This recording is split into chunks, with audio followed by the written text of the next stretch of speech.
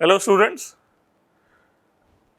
JEE mains और advance की तैयारी करने वाले बच्चों के लिए इरोडो का एक प्रॉब्लम वर्क एनर्जी प्रिंसिपल पे आपके लिए लाया हूं। ये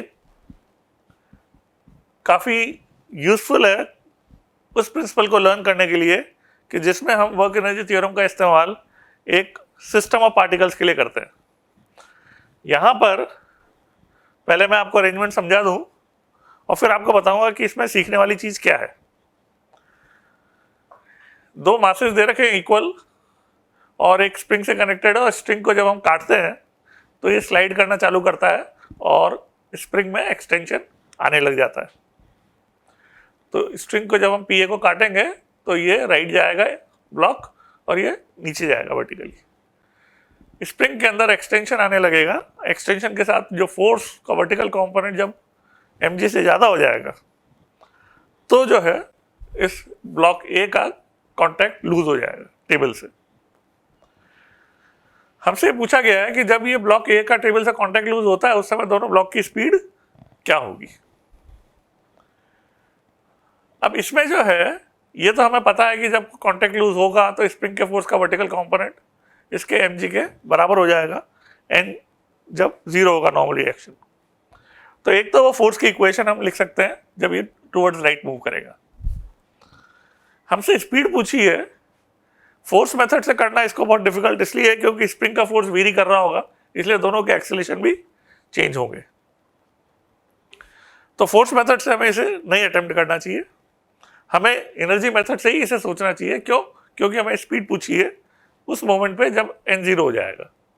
तो इनिशियली रेस्ट पर है सिस्टम और बाद में स्प्रिंग में एक्सटेंशन आ जाएगा, ग्रेविटी का वर्क होगा, स्प्रिंग फोर्स का वर्क होगा और एक टेंशन फोर्स का वर्क होगा। मगर टेंशन फोर्स का वर्क जो है इसमें आप देखोगे कंस्टेंट की वजह से जितना ए पे पॉजिटिव होगा उतना ही बी पे नेगेटिव होगा, क्योंकि टेंशन जो है आप देखो इसमें दोनों पे बराबर लग रहा होगा और कंस्टेंट की वजह से एक पे ds की डायरेक्शन में होगा और एक पे ds के ऑपोजिट होगा। ये डिस्प्लेसमेंट इक्वल होंगे, स्ट्रिंग इनएक्सटेंसिबल है इसलिए, और टेंशन का वर्क दोनों पे जुड़ के जीरो हो जाएगा। ये वो प्रिंसिपल है जो इस प्रॉब्लम में आपको अप्लाई करना है कि वर्क एनर्जी थ्योरम दोनों पे इंडिविजुअली लगाने के बजाय हमें क्या करना चाहिए, दोनों का सिस्टम बनाना चाहिए और टेंशन का वर्क जो है फिर दोनों पे जुड़ के, क्योंकि जीरो हो रहा है इसलिए हमें वर्क एनर्जी थ्योरम जो है दोनों के सिस्टम पे कंबाइंड लगाएंगे तो बाकी सारे फोर्सेस के वर्क में केवल स्प्रिंग के फोर्स का वर्क आएगा और बी पे ग्रेविटी का वर्क आएगा। नॉर्मल रिएक्शन का वर्क इस पे जीरो हो जाएगा, ग्रेविटी का वर्क इस पे जीरो हो जाएगा। तो जो वर्क एनर्जी थ्योरम जब लगाई जाती है तो हम सारे फोर्सेस का वर्क लिखते हैं ऑन ऑल द पार्टिकल्स। तो यहाँ पर आप देखोगे तो इसके ऊपर लग रहे हैं नॉर्मल रिएक्शन, mg और स्प्रिंग, केवल स्प्रिंग फोर्स का वर्क है जो नेगेटिव आएगा जो हमें कंसिडर करना है, और टेंशन का वर्क दोनों पे जुड़ के जीरो हो जाएगा और बी पे ग्रेविटी का पॉजिटिव वर्क आएगा। तो हमें क्या करना चाहिए, दोनों का कंबाइंड सिस्टम में वर्क एनर्जी थ्योरम इसमें लगानी चाहिए and work done by all forces on this system of a plus B should be equal to change in their kinetic energy. तो इसको हम करते हैं।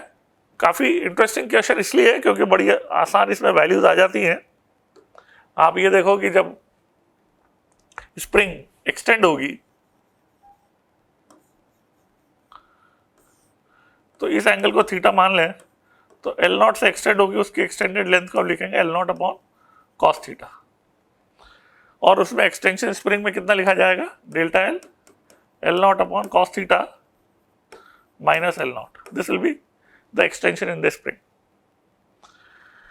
उसके अलावा हमें यह दे रखा है कि जब कॉन्टैक्ट लूज होगा तो स्प्रिंग फोर्स का जो वर्टिकल कंपोनेंट है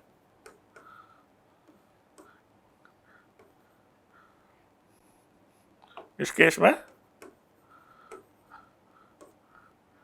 कॉस थीटा mg के बराबर कर देंगे और स्प्रिंग फोर्स कितना लिखा जाएगा, k delta L cos theta.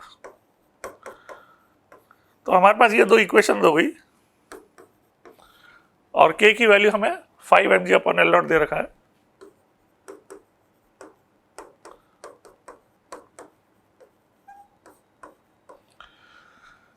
तो जब इन तीनों को यूज करेंगे तो हमें मिलेगा सॉल्व करने पर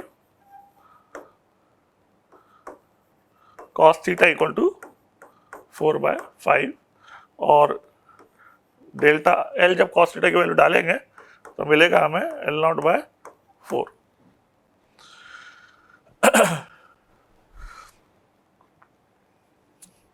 अब क्या करना चाहिए हमें, वर्क एनर्जी थ्योरम पे ध्यान देना चाहिए कि जब ये डिस्टेंस जो मूव कर रहा है उतना ही बी डिसेंड करेगा, तो ग्रेविटी का वर्क बी के ऊपर लिखा जाएगा mg into x minus half के डेल्टा एल स्क्वायर जो स्प्रिंग के फोर्स का वर्क होगा इज इक्वल टू हम करेंगे twice into change in the kinetic energy of the system. दोनों की स्पीड बराबर होगी इसलिए ट्वाइस कर दिए। तो x की वैल्यू हमें L0 tan थीटा डालनी चाहिए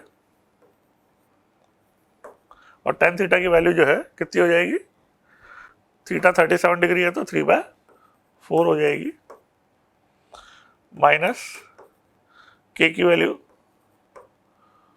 हमें दे रखी है 5mg/L0 और डेल्टा एल जो है